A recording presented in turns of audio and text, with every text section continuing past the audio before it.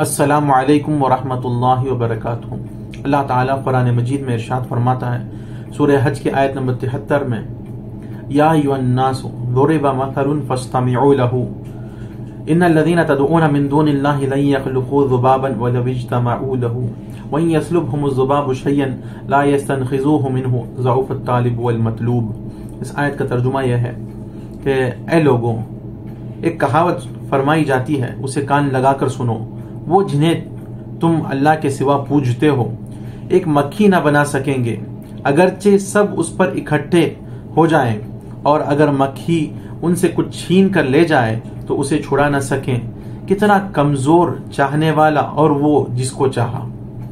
اس آیت کو بیان کرنے سے پہلے اللہ تعالیٰ نے گزشتہ آیت میں مشرکین جو بتوں کی عبادت کرتے ہیں ان کے بارے میں فرمایا کہ ان کے پاس کوئی بتوں کی عبادت کی کوئی نقلی یا عقلی دلیل نہیں ہے، یہ محض بے وقوفی اور جہالت ہے۔ اس کی وجہ سے یہ لوگ کرتے ہیں بتوں کی عبادت، اور بتوں کی عبادت کا باطل ہونے کا بیان فرمایا اس آیت میں۔ مثال دے کر اللہ تعالیٰ سمجھاتا ہے کہ اے لوگوں، جو لوگ بتوں کی عبادت کرتے ہیں اور ان بتوں کی مثال ایسی ہے کہ وہ کوئی ایک مکھی، چھوٹی سی مکھی تک پیدا نہیں کر سکتے، چھوٹی سی مکھی پیدا نہیں کر سکتے۔ اگر ان پر جو لگا ہے، کفار مکہ جو ہے بتوں کے چہروں پر اور سروں پر زعفران اور شہد لگاتے تھے، اگر وہ ان سے کچھ چھین لے جائے، مکھی ان کے چہروں اور سروں سے جو ہے شہد یا کچھ لے کر جائے تو وہ اسے چھڑا نہیں سکتے، مکھی سے لے نہیں سکتے واپس۔ تو کتنے عاجز ہیں وہ کہ مکھی سے واپس بھی نہیں لے سکتے، نہ پیدا کر سکتے ہیں نہ واپس لے سکتے ہیں۔ تو ایسے عاجز ہیں، تو کوئی کسی عقل مند کو، کسی دانشور کو، کسی عقل رکھنے والے کو یہ زیبا نہیں دیتا کہ وہ بتوں کی عبادت کرے۔ جو اتنے عاجز ہیں، کمزور ہیں، جو اتنے کمزور ہیں، ان کی عبادت جو ہے نہیں کرنا چاہیے، صرف وہ قادر مطلق کی عبادت کرنی چاہیے، اللہ تعالیٰ کی عبادت کرنی چاہیے۔ اس مثال سے اللہ فرماتا ہے، اور پھر فرماتا ہے ضعف الطالب والمطلوب، طالب بھی عاجز ہو گیا اور مطلوب بھی، یعنی بت جو ہے عاجز ہو گئے اور جو انہیں پوجتے ہیں وہ بھی عاجز ہیں۔ تو اس آیت سے اللہ نے بیان فرمایا کہ بت کتنے عاجز ہیں، ان کی عبادت نہیں کرنی چاہیے، اللہ تعالیٰ کی عبادت کرنی چاہیے۔ اس سے پتہ چلا یہ آیت میں اللہ تعالیٰ نے بتوں کی قدرت، بتوں کی عجز، بتوں کی جو ہے عاجزی کہ وہ لوگ کچھ کر نہیں سکتے، اس کے بارے میں بتایا ہے۔ لیکن اللہ تعالیٰ کے حکم سے، اللہ تعالیٰ کی اجازت سے، اللہ تعالیٰ کے عطا کردہ قوت سے، اللہ تعالیٰ کے دیے ہوئے پاور سے جو ہے اللہ کے انبیاء علیہ السلام اور اولیاء اللہ جو ہے پیدا بھی کر سکتے ہیں، اور وہ جو ہے دوسروں کو شفا بھی دے سکتے ہیں، دوسروں کی مدد بھی کر سکتے ہیں۔ یہ اللہ تعالیٰ آل عمران کی آیت ہے۔ اللہ تعالیٰ قرآن مجید میں فرماتا ہے انی اخلق لکم من الطین کہیئۃ الطیر فانفخ فیہ فیکون طیرا باذن اللہ وابرئ الاکمہ والابرص واحیی الموتى باذن اللہ۔ حضرت عیسیٰ علیہ السلام کا قول اللہ تعالیٰ نقل فرماتا ہے سورہ آل عمران میں کہ میں تمہارے لیے مٹی سے پرندے جیسی ایک شکل بناتا ہوں، پھر اس میں پھونک ماروں گا تو وہ اللہ کے حکم سے فوراً پرندہ بن جائے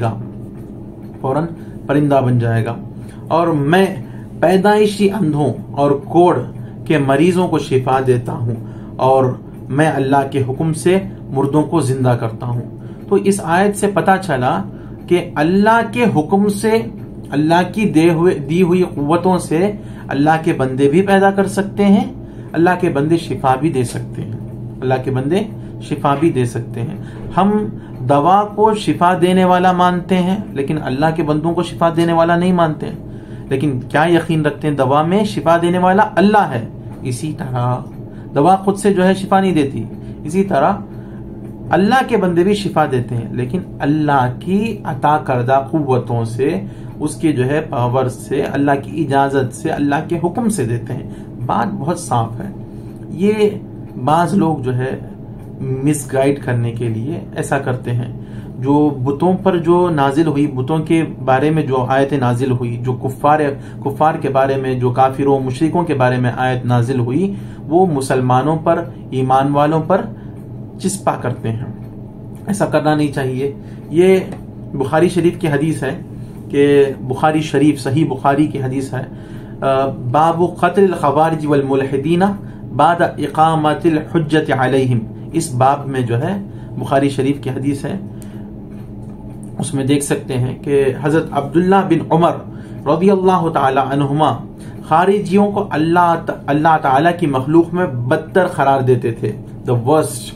خارجیوں کو اللہ کی مخلوق میں بدتر ورسٹ قرار دیتے تھے اور فرماتے تھے کہ جو آیتیں کفار کے بارے میں نازل ہوئی ہیں، یہ ان آیتوں کو مومنین پر چسپا کرتے ہیں. مومنین پر چسپا کرتے ہیں. یعنی خارجی لوگ جو ہیں، وہ جو کافروں کے بارے میں آیت نازل ہوئی، جیسے یہ آیت نازل ہوئی تو اور بتوں پر نازل ہوئی نا، ایسی آیتیں مومنین پر چسپا کرتے ہیں اور مومنین پر چسپا کرتے ہیں اور ان کو کافر اور مشرک قرار دیتے ہیں. تو اس لیے حضرت عبداللہ ابن عمر رضی اللہ تعالی عنہما ان کو اللہ کی مخلوق میں بدتر مخلوق قرار دیتے ہیں. تو جو ایسا کرتا ہے وہ خارجیوں کو فالو کرتا ہے.